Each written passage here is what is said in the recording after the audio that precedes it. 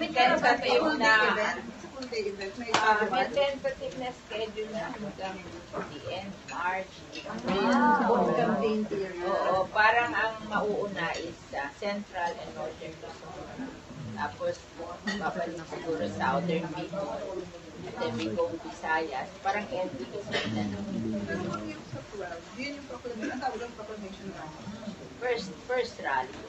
Ma'am, sasamahan niyo lahat po yung mga... Tinitingnan ko kasi may mga host May partido kasi kami ko, yung host, hindi ko naman kapartido. Baka magalit pa yung kapartido ko, di ba? Ma'am, So, pero, tinitingnan ko kung saan.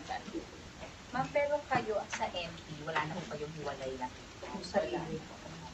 Ma'am, yung state ng Pangulong Duterte, meron na hulong. Meron siyang tentative state. I don't know what are the plans. Hindi pa sila Hindi kasama din kayo, ma'am, doon. Yes. Matitrim pa po yung from 14 to 12 yung administrative schedule. Kanilang decision yun Kasi parang ang pumili nun yung Hugpong. So, siguro later on, kasi mas wise na 12 lang kasi baka isulat ang 14, mat-disqualify pa yung vote, di ba?